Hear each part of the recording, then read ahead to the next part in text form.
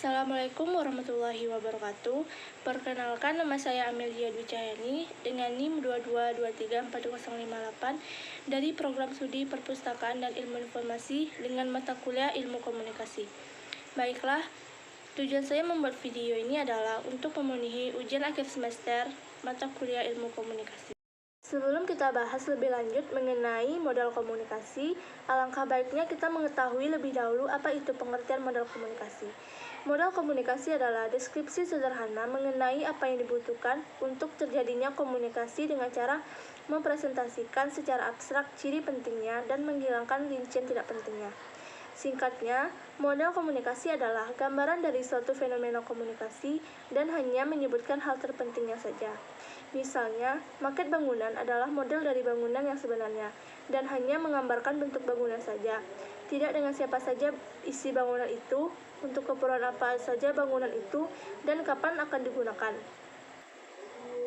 Dengan kata lain, modal komunikasi adalah representasi sistematik yang menggambarkan potensi dan aspek tertentu dari proses komunikasi.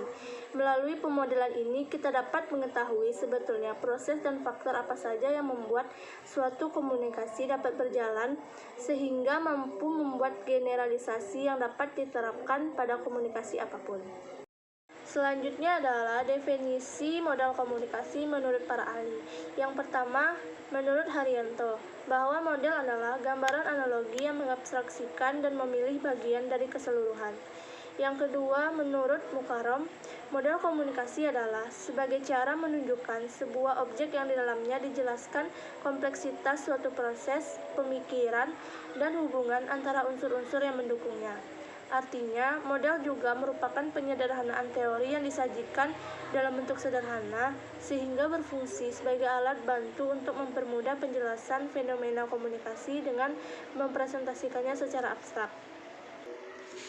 Selanjutnya, menurut Saverin dan Tankar-Jr., model membantu memuaskan suatu teori dan menyarankan hubungan sehingga dapat berfungsi sebagai basis bagi suatu teori yang lebih kompleks, alat untuk menjalankan teori, dan menyarankan cara-cara untuk memperbaiki konsep-konsep.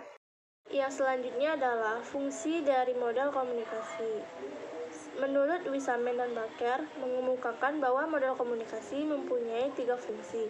Yang pertama, melukiskan proses komunikasi. Yang kedua, menunjukkan hubungan visual.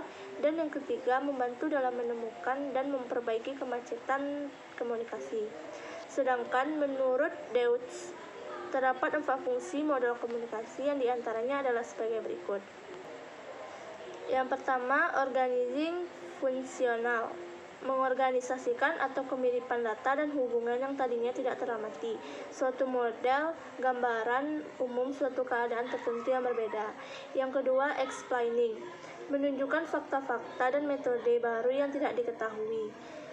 Yang ketiga, to predict, sebuah model memungkinkan kita untuk memprediksi outcome atau keadaan dari suatu peristiwa. Dan yang keempat, mengukur fenomena atau pengukuran.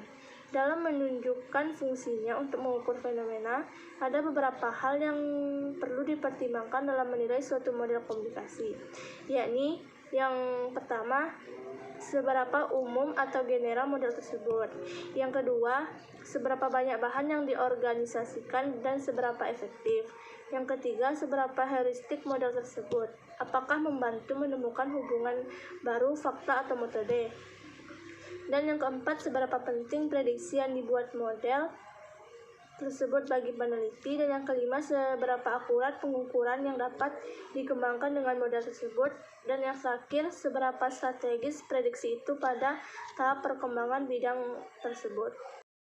Yang selanjutnya adalah jenis-jenis model komunikasi. Banyak ahli merumuskan model komunikasi. Dari berbagai model yang telah dirumuskan, model komunikasi diklasifikasikan ke dalam 3 model, yaitu model komunikasi linear, model komunikasi transaksional, dan model komunikasi transaksional. Yang pertama, model komunikasi linear. Model komunikasi linear adalah model komunikasi yang sangat sederhana. Model ini menggambarkan komunikasi berlangsung secara satu arah. Arus pesan digambarkan bersifat langsung dari pengirim pesan ke penerima pesan, ke komunikator ke komunikan. Dalam model komunikasi linear, tidak terdapat konsep umpan balik. penerima pesan bersifat pasif dalam penerimaan pesan. Yang kedua adalah model komunikasi transaksional. Model komunikasi transaksional adalah model komunikasi yang menekankan pada pentingnya peran pengirim pesan dan penerima dalam pesan proses komunikasi yang berlangsung dua arah. Model komunikasi transaksional mengaitkan komunikasi dengan konteks sosial, konteks hubungan, dan konteks budaya. Dalam model ini digambarkan bahwa kita berkomunikasi tidak hanya sebagai ajang untuk pertukaran pesan, melainkan juga untuk membangun hubungan. Model komunikasi yang merujuk pada model komunikasi transaksional diantaranya adalah model komunikasi transaksional Barlow. Dan yang terakhir adalah model komunikasi interaksi. Model komunikasi interaksi adalah model komunikasi yang menggambarkan komunikasi berlangsung dua arah. Umumnya, model komunikasi interaksi digunakan dalam media baru seperti internet atau media komunikasi modern. Media komunikasi yang merujuk pada model komunikasi interaksi adalah model Osgood dan Scrum. Para ahli telah mengenalkan berbagai macam model komunikasi sebagai upaya untuk menggambarkan dan menjalankan proses komunikasi serta berbagai faktor yang mempengaruhi arus secara efektivitas komunikasi. Yang selanjutnya tentang model-model komunikasi. Yang pertama, model komunikasi Aristoteles. Model komunikasi Aristoteles dibentuk dengan 5 elemen dasar. Yang pertama pembicara, kedua pidato, yang ketiga acara, yang keempat audiens, dan yang kelima efek. Aristoteles menyarankan pembicara untuk membangun pidato untuk audiens yang berbeda pada waktu atau kesempatan yang berbeda dengan efek yang berbeda. Pembicara memainkan peran penting dalam public speaking. Pembicara harus mempersiapkan pidato dan analisis kebutuhan audiens sebelum ia masuk ke panggung. Kata-katanya harus mengaruh pemikiran audiens dan memujuk pemikiran mereka terhadapnya. Model komunikasi Aristoteles adalah salah satu model komunikasi linear yang ditunjukkan untuk menggambarkan atau menjelaskan proses public speaking.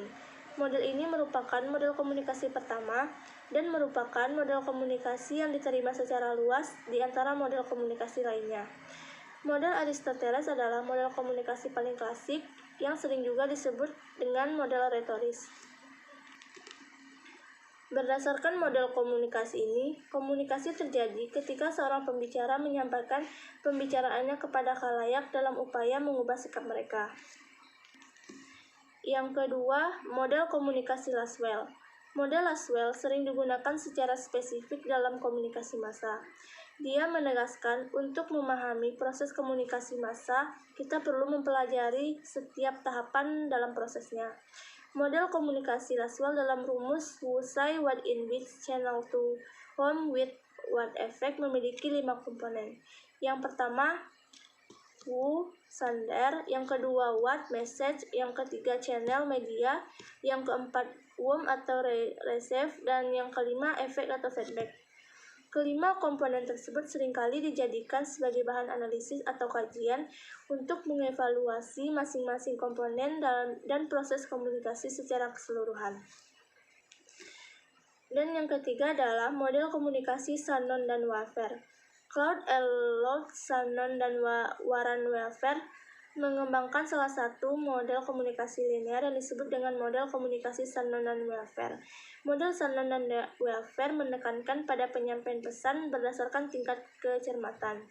Diawali dengan pemencar yang mengubah pesan menjadi suatu sinyal, kemudian sinyal tersebut disalurkan atau diberikan pada penerima dalam bentuk percakapan. Model komunikasi Shannon dan Wafer dapat diterapkan dalam komunikasi antar pribadi, komunikasi publik, dan komunikasi massa. Selanjutnya, model komunikasi SMCR Barlow. SMCR singkatan dari Source, Message, Channel, dan Receiver yang merupakan unsur komunikasi.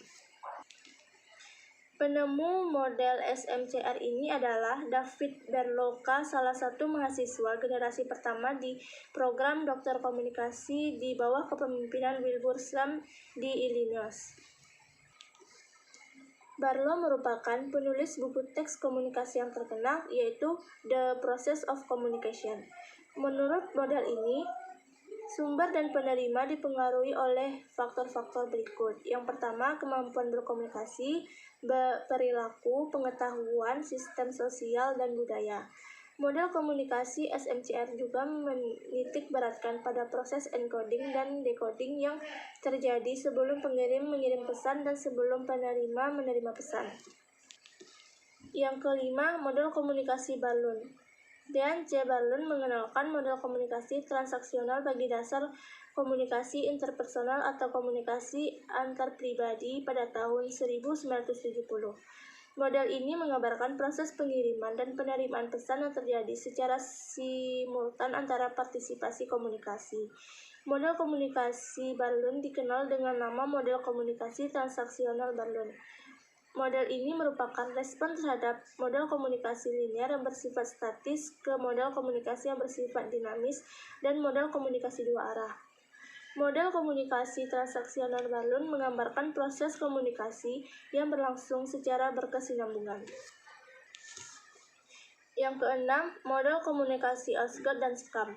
Model proses komunikasi yang digambarkan oleh Osgood dan Scrum ini berlaku untuk bentuk-bentuk komunikasi antar pribadi. Dijelaskan bahwa proses komunikasi berjalan secara sirkular, di mana masing-masing pelaku secara bergantian bertindak sebagai komunikator atau sumber dan komunikan atau penerima.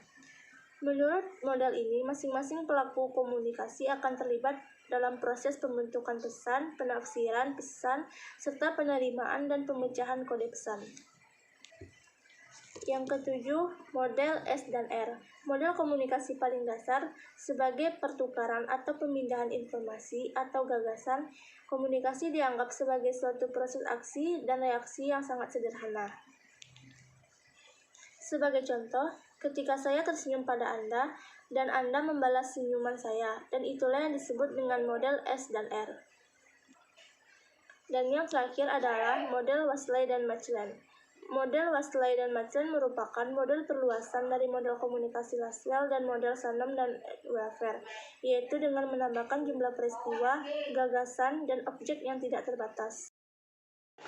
Selanjutnya, tentang proses komunikasi.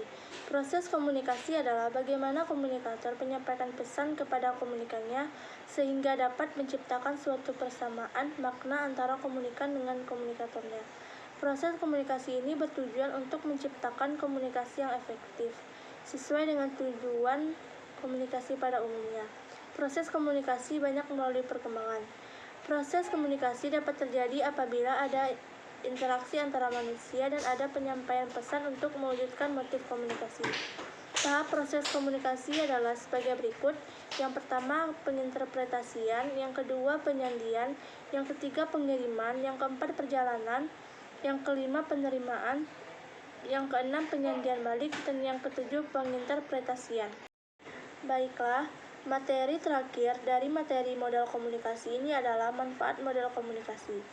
Bos dalam karya Ningsih 2018 menyebutkan beberapa manfaat model sebagai berikut. Yang pertama, model dapat menyediakan kerangka rujukan untuk memikirkan masalah bila model awal tidak bisa memprediksi. Ketika suatu model diuji, karakter kegagalan kadang-kadang dapat memberikan petunjuk mengenai kekurangan model tersebut. Sebagaimana kemajuan ilmu pengetahuan justru dihasilkan dari kegagalan sebuah model. Yang kedua, terbukanya problem abstraksi. Dunia nyata adalah lingkungan yang sangat rumit. Sebuah apel, misalnya, mempunyai banyak sifat, ukuran, bentuk, warna, dan sebagainya. Dalam memutuskan apakah apel itu akan dimakan atau tidak, hanya sebagian sifat apel ini yang dipertimbangkan. Yang ketiga, penggunaan model komunikasi juga dapat memunculkan pertanyaan-pertanyaan baru. Hal itu dapat menyarankan eksperimen awal untuk memastikan karakter mana yang relevan untuk pengambilan keputusan. Sementara itu, menurut Ross dalam karya Ningsih 2018, model komunikasi dapat memberikan manfaat sebagai berikut. Yang pertama, model memberi penglihatan yang lain, berbeda dan lebih dekat. Model menyediakan kerangka rujukan, menyarankan kesenjangan informasional, menyoroti problem abstraksi, dan menyarankan suatu masalah dalam bahasa simbolik bila terdapat peluang untuk menggunakan gambar atau simbol. Yang kedua, model komunikasi juga banyak memberikan manfaat, terutama kepada ilmuwan, untuk memperjelas teori yang mereka kemukakan. Yang ketiga, model juga memberikan kerangka rujukan untuk memikirkan masalah yang mungkin timbul, memberi peluang akan terbentuknya problem abstraksi, dan memberikan penglihatan berbeda atau lebih dekat. Dan yang keempat, model-model komunikasi memberikan gambaran tentang struktur dan hubungan fungsional dan unsur atau faktor yang ada dalam suatu sistem. Melalui model, kita akan dapat memahami dengan lebih mudah dan komprehensif mengenai struktur dan fungsi dari unsur atau faktor yang terlibat dalam proses komunikasi. Jadi, kesimpulan dari materi model komunikasi ini yaitu komunikasi yang efektif adalah bagian utama dalam mencapai tujuan pendidikan komunikasi yang sukses dan efektif berasal dari pelaksanaan proses komunikasi. Orang-orang yang terlibat akan meningkatkan keterampilan komunikasi mereka jika mereka mengikuti proses komunikasi dan tinggal jauh dari hambatan yang berbeda. Telah terbukti bahwa individu yang memahami proses komunikasi akan berkembang menjadi komunikator yang lebih efektif, dan komunikator yang efektif memiliki kesempatan lebih besar untuk menjadi sukses.